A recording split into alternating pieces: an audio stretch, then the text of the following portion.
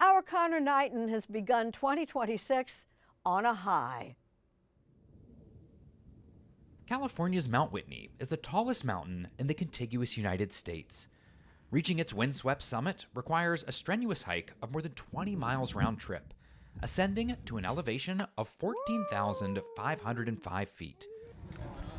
But for the 180 people who recently gathered in the nearby town of Bishop, Mount Whitney is on exactly the same level as Mississippi's Woodall Mountain, Nebraska's Panorama Point, or Indiana's Hoosier Hill. Each stands tall as a state high point. There is Denali, there's Rainier, there's Hood that are really difficult peaks, but you can do a lot of peaks that are easy to do, that are a fun trip with a family. Shannon Brummond is the president of the High Pointers Club, a group devoted to celebrating and summiting the highest peak in every state. It's partially about just coming together as a group that enjoys this kind of weird hobby that people haven't heard of. On the surface, to those who do not prioritize elevation above all else, high pointing might sound a little bit pointless. I mean, after all, why would a person with enough skill to climb Wyoming's challenging Gannett Peak at nearly 14,000 feet also care about visiting Britton Hill, a parking lot in the panhandle of Florida with an elevation of 345 feet? We have this huge, unique, beautiful, and diverse country, and a lot of people don't see a lot of it. And I just think high pointing is an amazing way to travel around the country and have a purpose and a guideline on how to do that. In 2021, at 17 years old, Lucy Westlake became the youngest woman to ever visit every state high point. She now writes a column for the club's Apex to Zenith newsletter. For most members, getting to all 50 is a lifetime goal. So 50 completers, please stand up. Get the love of this crowd. Back in 1970, CBS's Charles Kuralt met up with a man in Colorado on a mission to visit them all in a single year. What Mitch Michaud was doing there was fulfilling an ambition to climb to the highest peak in all 50 states in 1 year. What I was doing there is exactly what I kept asking myself. Okay. While some of the high points are extremely physically challenging, others, like Mount Washington in New Hampshire or High Point State Park in New Jersey, have drivable summits. And some can be logistically complex. A lot of hikers say this is the hardest high point because you just got to time it. The highest point in Illinois, Charles Mound, is on a private farm. But to accommodate the altitude-obsessed, the landowners allow access on just 4 weekends a year. Oh, look at this. They've been to 38 high points. Carol and Greg Weiland came from Ohio to continue their tradition of taking photos of their shoes on every survey marker. Ray O'Connor came from New York. Floridian Rick Wise has been hitting high points with his dog, Kika. 2 weeks before traveling to Illinois from Montana, Dee Winters summited Utah's 13,528-foot Kings Peak. As a group, they encourage you to keep going and keep moving. And I think that's important. As you age, you got to keep moving. You have to, otherwise you'll sit and die. And I'm not up for that yet. Up on Charles Mound, surrounded by soybean fields, it's certainly scenic. But it's not like this is some superlative viewpoint, that everyone says you have to see. It is really just this sort of geographical quirk that has brought you here. Yeah, but the scenery, the farm fields, the dirt roads, there's a little bit of magic in almost every route that brings you to one of these places. It's what brought siblings Leedy and Jacques van Schie from the Netherlands to the U.S. for dozens of high-pointing expeditions. When you tell your friends back home that you flew to the U.S. to go to some mountain in Kentucky that no one there's ever heard of, what reaction do you get? Well, they don't understand, but but we do, and that's most important. And the nice thing about high pointing is that all those high points are in places you would normally not go. So. Places like Bishop, California. As Shannon Brummond explains, coming to these conventions, discussing all of these highs and lows, offers a chance to enjoy some middle ground. I think being part of the club has helped me realize, if you sit down in a room with people and you're talking about something that you love, all the rest of the stuff matters less.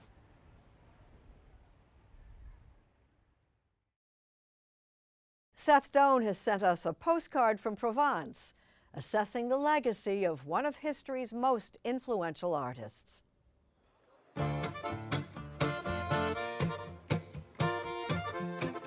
The town of Aix-en-Provence in the south of France is known for its fountains.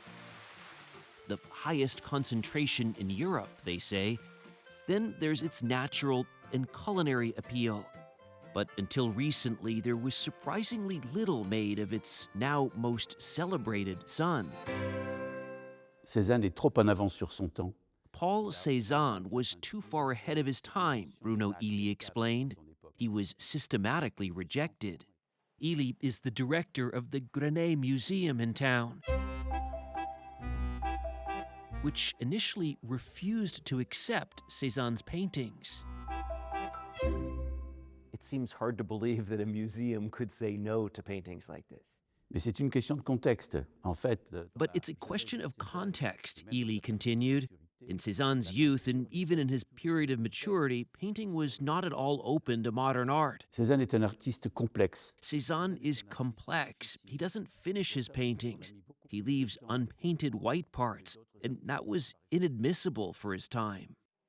This was one of those unfinished works of his family home, now considered a masterpiece. It was among the 130 paintings, drawings, and watercolors amassed at the museum for a special town-wide celebration all year, incorporating Cézanne's themes and the locations that inspired him, including Mont Sainte-Victoire, a mountain range he painted dozens of times. So you're walking in Cézanne's footsteps here. Yes, and it is a very humbling experience. The Bibimus quarries were another favorite spot. What was it that Cézanne liked about this place? He loved nature and the geology, and it's a beautiful relationship of the complementary color that we see. Pauline Betrancourt offers painting classes here, including to beginners. Drawing and painting is seeing, and that was fundamental for Cézanne. He kept saying, you need to start by observing nature. Light is everything, Betrancourt explained, adding the steady, even light in Aix-en-Provence allowed Cézanne to take his time. He would say, le paysage se pense et s'humanise en moi. The landscape think itself and humanize itself through me. I read that sometimes he would take 10, 15 minutes between brushstrokes. Easily, if not Isn't more. That bizarrely slow? No, not for him, because the rightness of the color relationship is everything in order to render the effect of light. How could you not appreciate Cézanne at the time? Multiple things. Cézanne came from a family that was not necessarily seen as the aristocracy. He also had kind of a roughness to himself. And also, Cézanne did not follow traditional training. His training came from nature and looking at great works of art. Early on, he began painting frescoes, now removed and held in collections, on the walls of the family home. We had to scratch first, and behind this new painting, white painting, it's just behind. You had no idea there were Cézanne originals. It was a total surprise. Pierre Laforêt runs the home, Jardin de Beaufort.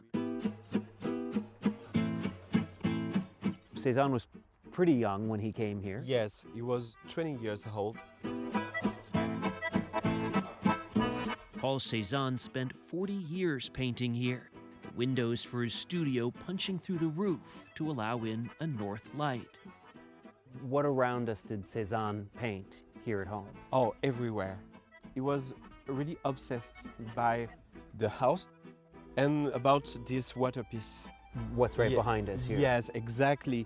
We know Cézanne decided to paint this waterpiece from here, here, here, here, everywhere. Laforêt, who grew up in Aix, remembers when there was little mention of Cézanne. How was that for you? It was terrible. We have to travel to see Cézanne.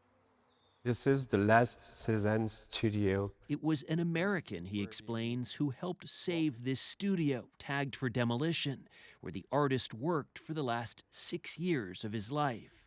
In 1951, John Rewald, the first researcher in history of art of Cézanne, decided to create a Cézanne Memorial Committee and above this place. And now still here, thanks to him. Why now do we see this reversal, such an embrace of Cézanne here in town? Because now we really understand the work of Cézanne. He influenced the modern artists who followed. Pablo Picasso is said to have referred to Cézanne as the father of us all. And now, 186 years after his birth, his hometown is also finally appreciating and celebrating Paul Cézanne.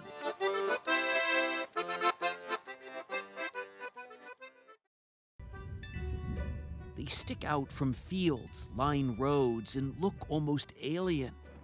Yet these limestone structures called trulli are a centuries-old part of Puglia's landscape here in Italy. It's interesting driving around here. You see trulli everywhere. Yes, I love them. For a long time, nobody cares about trulli. For like 100 years. What's better than this? But that's changed, says Angelo Amorico. There's no other place in the world. He designs bespoke vacations through his company, Access Italy. Alberobello is the one that has more trulli than all the other little cities in Puglia. Alberobello still has about 1,500 of these old homes and stables, 27 of which belong to Mimo Palmizzano's family. He runs a bar and is Amorico's trulli guy. What are we going to drink? Wine. He's also resident historian. See, this is where I grew up. It's a nest. If you can keep up. When you fall asleep in a trullo, it's deep rest, it's cozy, it's not common to sleep in a house that is 400 years old. This is exactly how they used to live in the trulli. They rent some of their trulli and turned one into a museum. Up into the cone, there was preservation of food. Food into the cone, far from cistern, under this house where we collect the rain. Wait, you're going so fast. Wait, Trullo is the singular. Is an original, Architect Giorgio Angela can use the plural, trulli, in describing his Ostuni art resort, with its luxury upgrades. All the people, how can I sleep in Trullo? Because when you stay inside, you feel something new. It's where Amorico sends his guests. It's a magic experience because you match the past and the modern things in the same place. These magical structures sat on the margins of Giorgio Spaluto's family vineyard for generations. We see this building every day. It's not very special. But when people come from outside, they say, but this is very special. Renovated, these trulli are now key to their agritourism business. Why were these built? We don't know exactly. Some histories say that the people start to build this building just to not pay tax. The story goes that to avoid taxes, owners could remove the top stones, claiming the trullo was unfinished. It's more a legend, I think. Historically, these homes were for laborers, many of whom immigrated to America. Okay, so you need to drive a bit forward on Strada Lama Nuova and then go to really our narrow street research sent us on an unexpected side mission. Like here somewhere, Yeah. right? It turns out, I think this is it? Yeah. our producer, Michaela Bufano's great-grandfather, was born in a trullo. Breaking and entering. Yeah. Some digging led us here. When we started the story, you had no idea there was a truly connection to your family. No, I had no idea, and it's kind of amazing to be here. Her ancestral home needs some work. A lot of them do. This is the trullo, the inside part, the structural part. And that's keeping Enrico Camarda in business. How many trulli are on this site? Around 25. This will become a hotel with the help of a master trullaro. It's like a puzzle. Yes, it's like a puzzle. Who pieces together 3 layers of stone. Smaller bits in the center help ventilation, while others keep out water. There's no mortar, there's no cement, there's nothing sticking this together. Just different shape of stones. The way it's been done for centuries. Yes. After decades of neglect, these structures are seeing a revival, fueled by tourists drawn to their charm. And the locals I'm a little bit thirsty. You make me talking too much. determined to save and celebrate their history. Salute, salute. We don't like un poco, we like a lot. Tanto. Salute.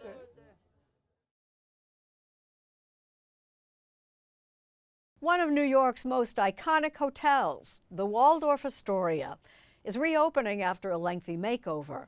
With Gail King, let's check it out. When is a hotel more than a hotel?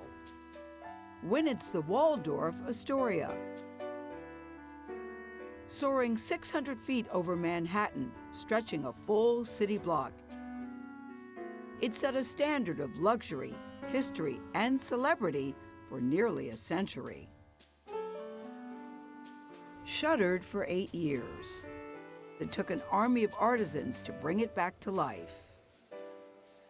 And now this Art Deco beauty has reawakened. The Waldorf Astoria, New York is the most important hotel in the world. We're bringing it back to its former glory in a way where it will be again. Chris Nassetta is president and CEO of Hilton Worldwide, which operates the Waldorf. There is no getting away from the fact that this is the hotel that invented luxury hotels. It is just part of history in a very, very unique way. First hotel with a private bath for every guest room.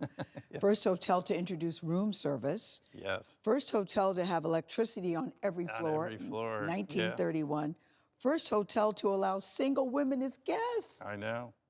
As we reopen, it's a 375-room hotel and about the same number of residences that are being sold. So it's a very different hotel.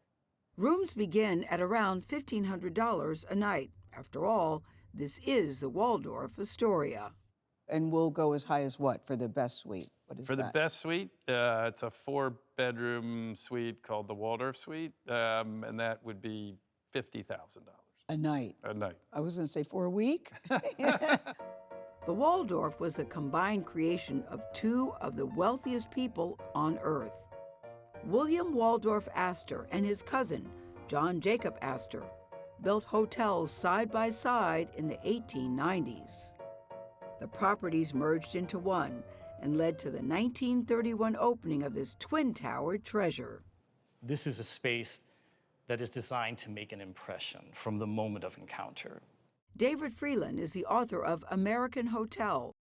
What did you call it? The experience of entry. The Waldorf has always been conceived as a city within the city. So you enter on Park Avenue and you walk into this bright expanse, beautiful creamy surfaces with that beautiful tile mosaic by Louis Regal, The Wheel of Life. And you look up and you're in a special place. You just know you're going to have a special experience. And then that experience continues as you move through the building. The architects created the Waldorf as a beautiful sequence of spaces. Queen Elizabeth, Albert Einstein, and Pablo Picasso were guests. Mr. Johnson flew to New York. So was every president, from Herbert Hoover to Barack Obama. Battles over women's rights, racial equality, communism, welfare, gay rights, all of those played out within these walls. Big statements and bold-faced names. Frank Sinatra, Marilyn Monroe, and Michael Jackson lived in the towers. Cole Porter, also a resident, wrote some of his biggest hits on this piano. Night and day, you are the one. The classics also include cuisine creations. Eggs Benedict was hatched at the hotel. And yes, of course, the Waldorf salad. I see apples and grapes cut in half. This is the new Waldorf salad. Chef Michael Anthony oversees the Waldorf restaurant. There's a lemon dressing that has a little fresh lemon juice and a touch of honey. You could make a meal just off of this. Yes. Give me some bread and butter, I'm good to go. Where did you get the dog, Paris? Paris Hilton, the great-granddaughter of Hilton founder Conrad Hilton, actually grew up within its walls. It just was like a fairy tale, so beautiful, just every day, new adventures. We would be running through the halls. Sometimes I would have roller skates on. I would roller skate on the marble over there. Did anybody say, Paris, knock that off? Sometimes, No. but everyone was... No, they didn't. They were so nice. She remembers bumping into Nancy Reagan as a little girl. I took all these cute pictures with her, and there's this really sweet one where it's like me and her upstairs in one of the suites, and I'm kind of like running away from her. Did you know who she was at the time? No. No. I was only 2. Yeah. We're at the most important place in the Waldorf Astoria, which is the clock. Built in 1893 for the Chicago World's Fair. William Waldorf Astor bought it, and this is, you know, the famous place that everybody has talked about for a generation or 2 or 3, which is, I'll meet you at the clock. And so a grand hotel begins a new chapter. Chris Nacetta says you don't have to be a guest to be captivated by the Waldorf Astoria. It looks fabulous. But you really bring a hotel to life with the people, with the hearts and souls that work here. Many of the people that were here are going to come back, but we want everybody that's in New York to enjoy it and revel in the history of a hotel that has sort of defined hospitality. A different sort of postcard for you this Sunday from the storied New York City borough of the Bronx, as seen through the eyes of special contributor and Bronx native, Susie Essman. That is really, really weird. Before I was an actress, before I was a comedian, before I was busting Larry David's chops on Curb Your Enthusiasm, Get the out of my house, okay? I was a kid from the Bronx. A monumental, magical, and at times maligned slice of the Big Apple. Drill deep to left field. The home of the Yankees, it has more people than Dallas. It's also the most diverse place in America. Marvel creator Stan Lee grew up here, and Al Pacino, Ralph Lauren, Tracy Morgan, Justice Sonia Sotomayor, and of course, J-Lo. It's the only part of Gotham that's not on an island, see? And it's where hip-hop began. Don't push me, cause What makes it so special? I went on a fact-finding mission, starting with the author who spent 15 years walking. They call me the Wanderer. Yes, walking across its 71 neighborhoods. And who are we here with? My name is Ian Fraser. I'm known as Sandy to my friends, but I write We're under not the friends. Sandy wrote about his journey in the book Paradise Bronx, The Life and Times of New York's Greatest Borough. You're from Cleveland. You're a writer. You've written about places all over the world. Why the Bronx? I just consider it a kind of blessed place where all kinds of different things have happened. The feeling in the Bronx is kind of underdogs that won't be underdogs, you know, that won't accept it. As for the name, it first flowed from the oldest forest in the city. Jonas Bronk owned a farm backed up upon this river. And so the river was called Bronx River. And then that became Bronx land. Which eventually became the Bronx.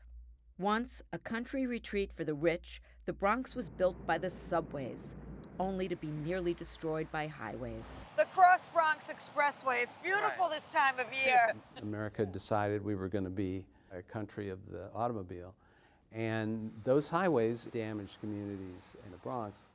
By the 1970s, urban decay and neglect fueled fires that reduced block after block to rubble.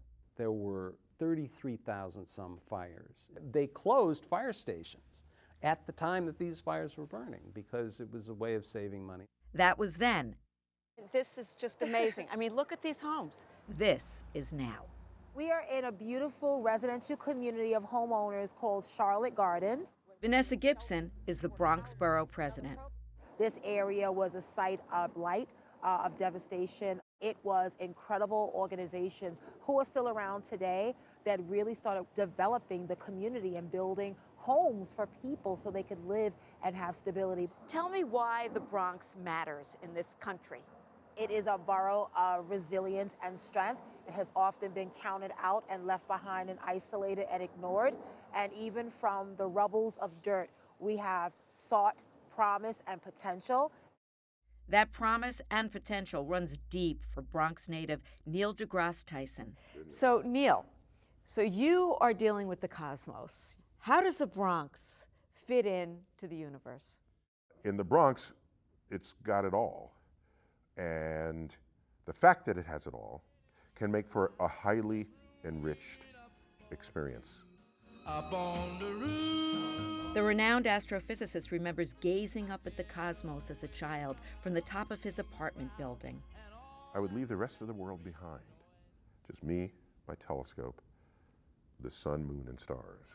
I credit the New York City light polluted skies for me being an astrophysicist because it hit me at just the right age, at age 9, and I never looked back. I've always kept looking up. Looking up is easy when strolling through the Bronx's Little Italy section with Chaz Palminteri. This is Arthur Avenue back here, which is Arthur the Avenue's famous. right there. Famous Arthur Avenue. I was born a block down. Where are we going now? Right now we're going to Gino's Pastry Shop, right here. They made my wedding cake. An actor and writer, Palminteri's one-man play, A Bronx Tale, was turned into a movie directed by Robert De Niro. Now you just can't leave. You travel all over the world. Yes, I do, yeah. And you tell people, you know, where are you from? And you say, I'm from the Bronx. Right, and it's always like, whoa. Like, oh They my think it's God. dangerous, They think right? it's dangerous. Yeah. And I say, no, I love that. People keep thinking I was really a wise guy. Not a wise guy, but wise in a different way. The Bronx gave me my soul. The Bronx gave me my character. Palminteri might be the Prince of Little Italy, but Fat Joe wears a weightier title. We're here with Fat Joe. You are the Bronx. I am. I'm the Frankfurter man, I'm the cab driver, I'm everything in the Bronx. A rapper, entrepreneur, and the owner of a chain of sneaker stores, including this one in the South Bronx, Fat Joe will never shake the love for his hometown. You have that Bronx hustle. How would you describe what that means to the rest of the country? It's relentless, it's working day and night. It's putting family first. We never forget our community. We're always out here, we're always giving back. I honestly believe if you can make it here, you can make it anywhere. I've heard that before. So there it is, the Bronx. From the Botanical Garden and City Island to the zoo. It's worth a visit, but don't take my word for it. I leave that to Neil deGrasse Tyson. After all, he's the one with dozens of honorary doctorates. To me, the Bronx was a microcosm of, at its best, what the world could be. Up on the roof, up on the roof. Ice cream, who wants ice cream? Hey, everybody's singing for that ice cream. When she screams, ice cream, ice cream. Time for us to meet Stumpy, a tree, Faith Saley tells us, destined to stand the test of time. With Congress mired in gridlock and a presidential campaign bitterly dividing voters, it can seem like Washington doesn't have much to offer in the way of bipartisanship. But there is a unifying figure in D.C., and like our government, it has 3 branches. This tree, affectionately known as Stumpy. A beloved tree known as Stumpy. Yes, Stumpy. The homely, hollowed-out husk of a cherry tree by the D.C. tidal basin. It's not the prettiest. It's not the healthiest. Still, tourists and locals alike can't get enough of this celebrity. Just stands out, holds his own year after year. I think it's the underdog, you know? It's the underdog. He's still making it. Stumpy never dies. Stumpy never gives up. Photographer Kevin Ambrose sells a Seasons of Stumpy wall calendar. This past December, I decorated Stumpy like a Charlie Brown Christmas tree and took a photo of Stumpy with Christmas bulbs.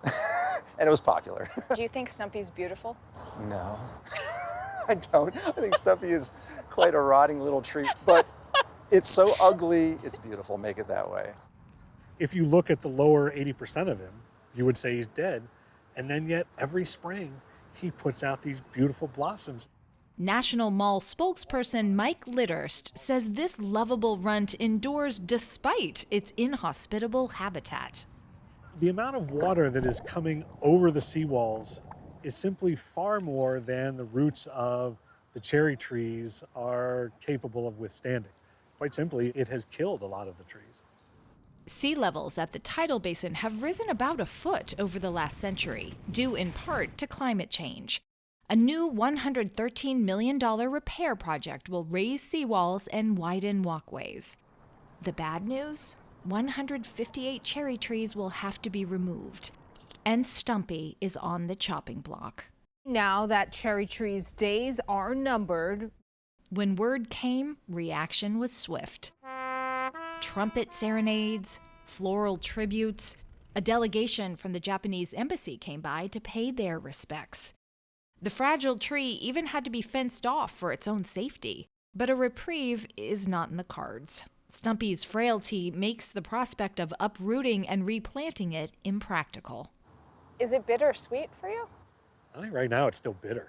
We have to fix the seawall. We are losing cherry trees every year because these seawalls are failing, and we can't replace those trees until we fix the problem. The National Mall will actually see a net gain in cherry trees after replacements are planted. Clippings from Stumpy will be used to grow genetic clones, and the dead trees will be ground into mulch to enrich the soil. It's kind of like a sacrifice story. It's a sacrifice, and it's also the full cycle, the full succession of a forest. The wood. National Mall arborist Matthew Morrison says Stumpy will nourish other trees for generations to come. A lasting legacy, long after its final bloom. When we as people sometimes feel like we would lay down and quit, we see Stumpy just fighting and gracing us with beautiful flowers. There's a fabulous spirit there, and the public identifies with that.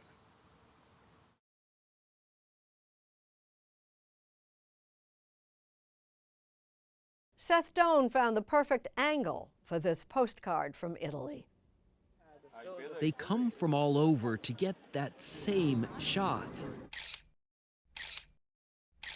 Do you get tired as a guide of taking that picture? Sometimes, yes.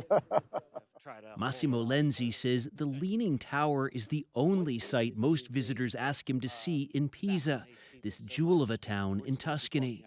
In the past, the people, they don't care. It's just something wrong. This is something of interest to modern tourists. Yes. The bell tower started leaning when it was still under construction. Engineers of the 12th and 13th centuries tried making adjustments, but uneven soil was no match for so much marble. Are people who come to Pisa aware that there are other leaning towers in Italy? No, they don't think in there are other leaning towers.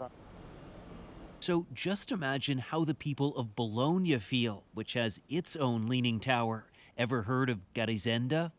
Famed poet Dante Alighieri wrote about it a good 800 years ago, noting while trying to admire the taller, less lopsided Asinelli Tower, he was distracted by its leaning neighbor, Garisenda. Today it's making global headlines after being closed for safety reasons. It's leaning even more than that other tower that hogs so much attention.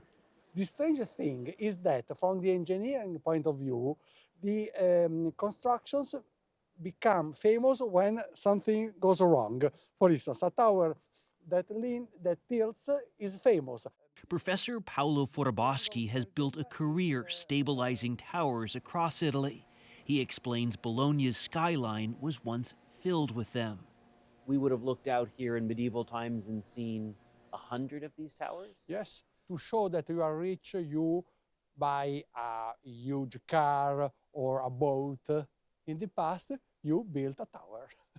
But in those days, height could win out over structural soundness. We discovered this summer from some data that the movement of the tower was different. Matteo Lepore is Bologna's mayor. Last fall, he made the decision to temporarily close the tower. Do you worry that it actually could fall over? No.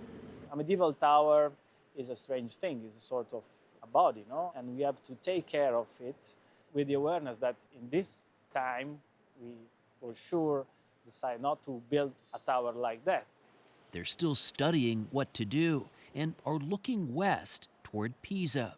In 1990, the tower there was closed for about a decade. They used cables and weights and removed 77 tons of soil to stop it from leaning a little too much. I was involved exactly for the same problem in Pisa. But a different cause may merit a different solution, says engineer Massimo Majanetsky.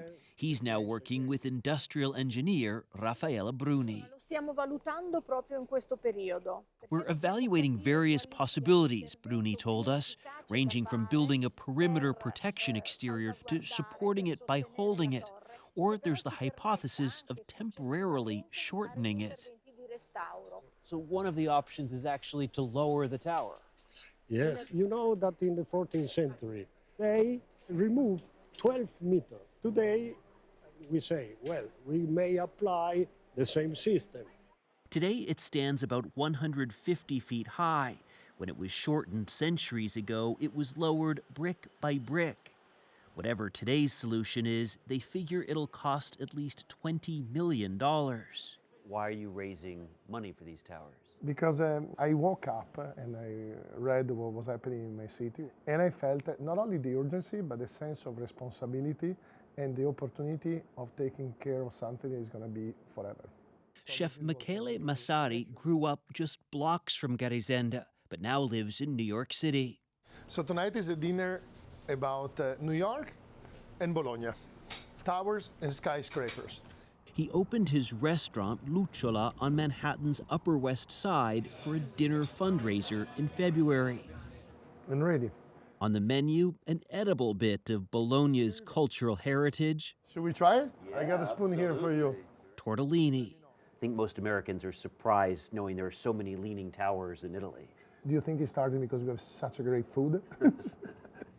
Those structural problems, of course, are not diet-related.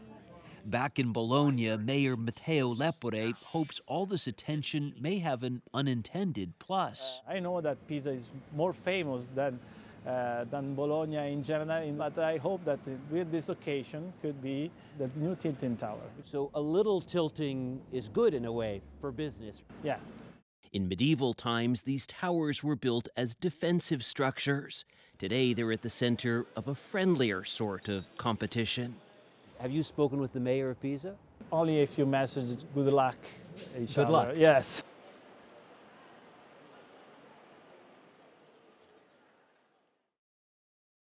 All aboard!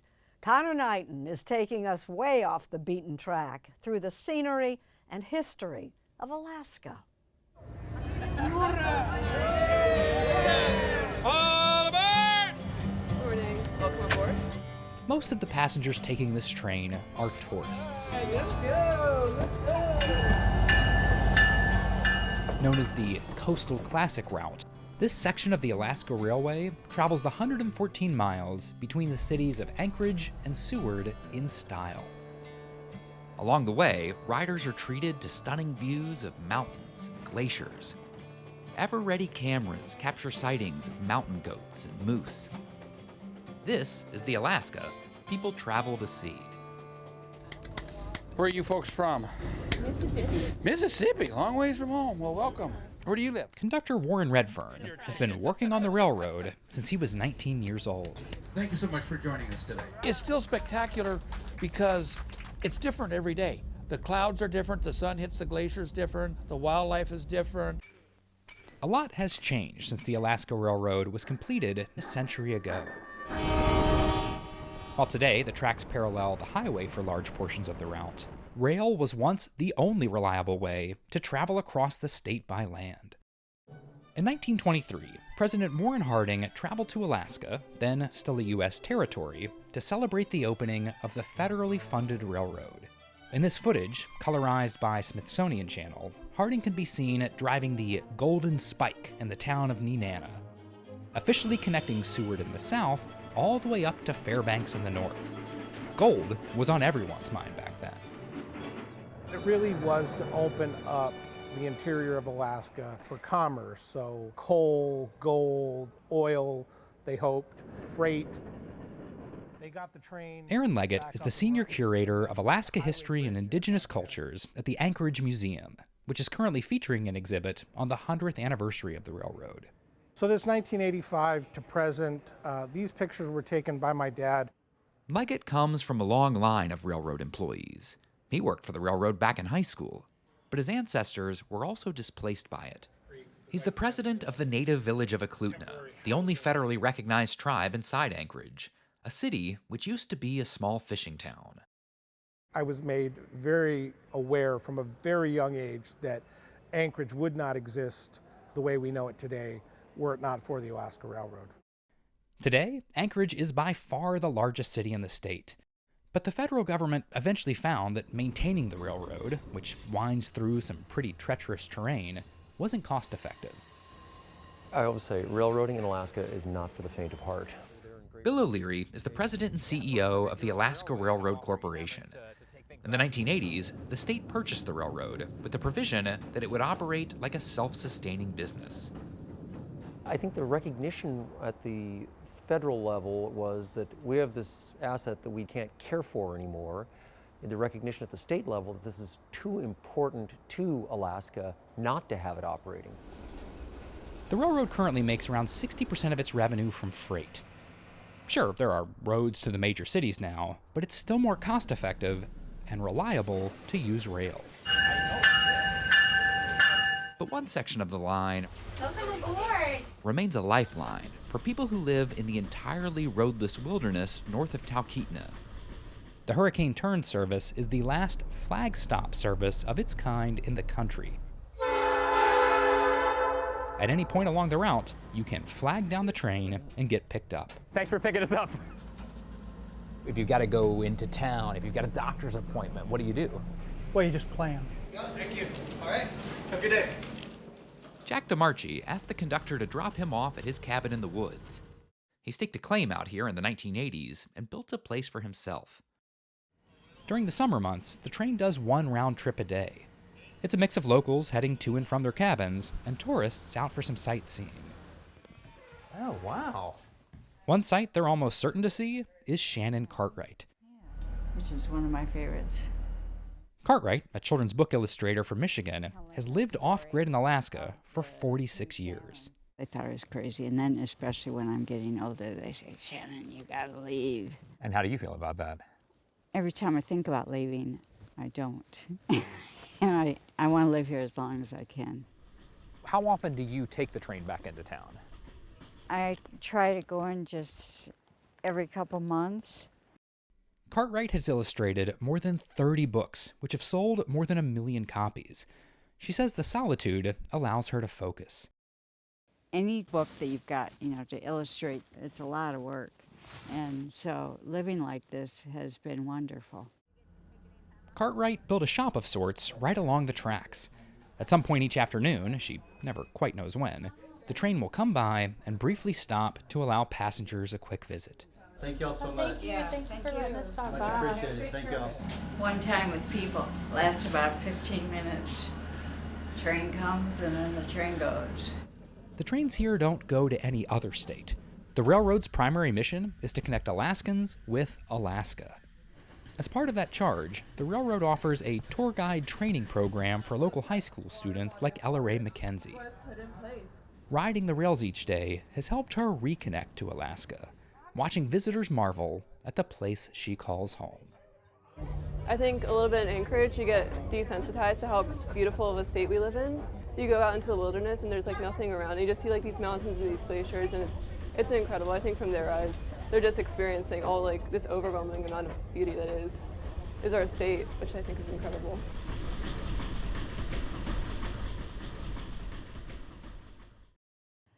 Time was Tiffany glass was an essential element of good design, which explains its presence here in the dining room. But even Tiffany needs the occasional redo. With Califasane, we check out the new Tiffany flagship in New York. Don't you just love it? Love what? Tiffany's.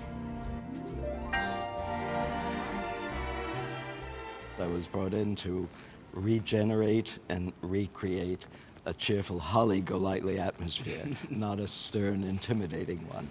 Tiffany & Company's flagship headquarters in New York recently reopened after undergoing a nearly 4-year renovation led by legendary architect Peter Marino. Used to be dark wood, and now it's white marble. I'm seeing Tiffany blue all around the place. Tiffany blue, which is a registered color, this kind of turquoisey blue, which is wonderful. The main floor's big design attraction is 14 video screens, each 19 feet tall. It's meant to be amusing and beautiful. With these images in the windows, you do something that most people can't do, which is you control the weather.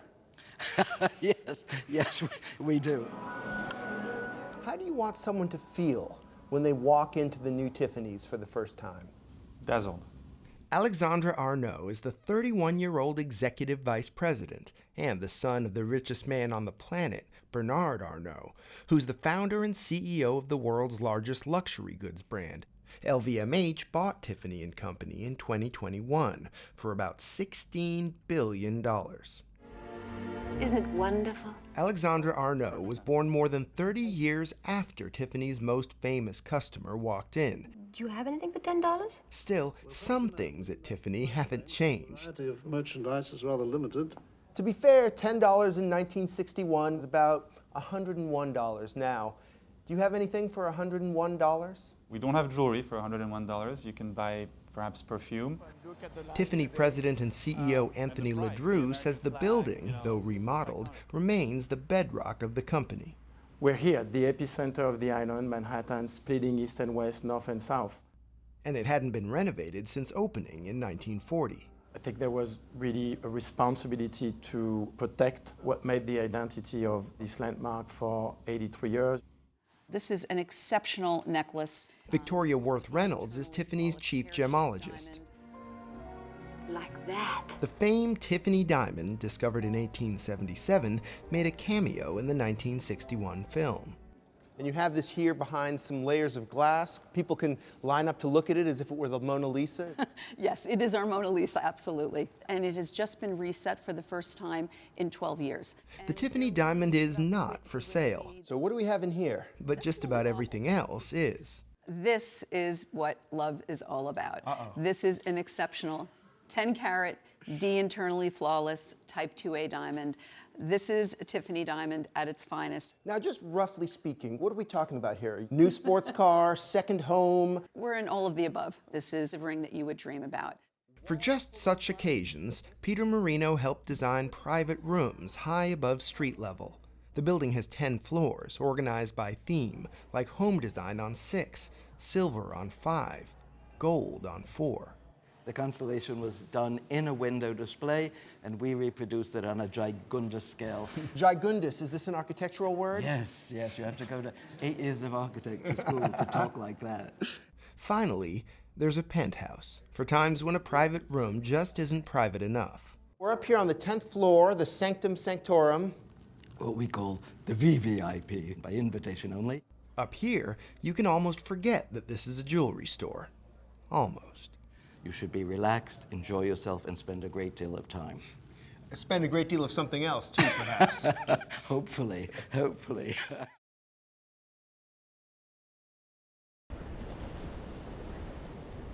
A lavish mansion perched on a seaside bluff, standing empty for decades. We pay a visit to Bellosguardo. It's been the talk of Santa Barbara. What's become of the hideaway on the hill? Set high above 1,000 feet of coastline, Bellosguardo, Italian for beautiful lookout, was purchased by copper magnate Senator William Clark in 1923. He died 2 years later. The Italianate home on the 23-acre property was then torn down, and in 1933, Clark's widow, Anna, built the lavish, solid concrete home that remains today.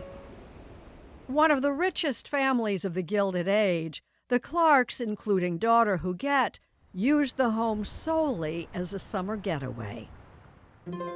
The shy Huguette took to art, spending her sun-filled days painting. Mysteriously, the family last visited Bellosguardo in 1953. 10 years later, when Huguette inherited the 23-acre estate, she gave the staff instructions to never change a thing. Custom coverings protected the furniture as the house sat empty for nearly 70 years, costing some $40,000 a month to maintain. Huguette never returned to Santa Barbara. She spent much of her later life in a New York hospital, dying in 2011 at 104. Since then, intrigue has grown over what will happen to Bellosguardo after a New York Times best-selling book. This spring, some of Huguette's paintings were on display in an exhibit at the Santa Barbara Historical Museum. And later this year, the foundation that now runs Bellosguardo will open the doors to tours for the first time, finally giving the public a chance to see the beautiful lookout for themselves. Pack your bags. Correspondent Manuel Bajorquez is taking us on a getaway to Mexico, near the town of Tulum. We build top to down. So you built this from the top to the bottom? Yes. Walking into Azulik Umay, with its winding pathways and cascading vines, is like entering another world. But the point, says Eduardo Neira, is to feel more connected to ours. Asymmetric, organic. Not symmetric, so it's like nature. Exactly. Nature is more than a muse for the self-taught architect, who goes by the single name Roth. So nature was your school? Yes, nature is my school. You see, in the nature is not square angles. There are not square planet, but in our life we live in square places and we transport in square places and work in square places, so our mind becomes square.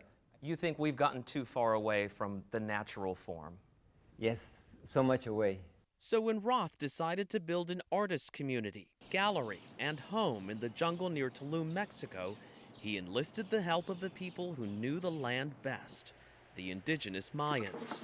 We know that we will make so many rooms around, but not exactly how big, how it will be built. So it's all very organic. Yes, and we use the ancestral techniques to make everything handmade. We couldn't bring heavy machines here. So no blueprint, no heavy machinery. No. And you're going with the flow of the jungle, of the trees. Yes. You really did not cut down one tree. We don't cut any. In fact, trees are an essential element in the design. There are 200 trees living in this house. 200 trees 200. In this house? Inside. Many of the tunnels and walkways are made of bejuco, a sustainable vine that grows in the trees. The arts community is his latest project, but his original masterpiece is just about 18 miles from here.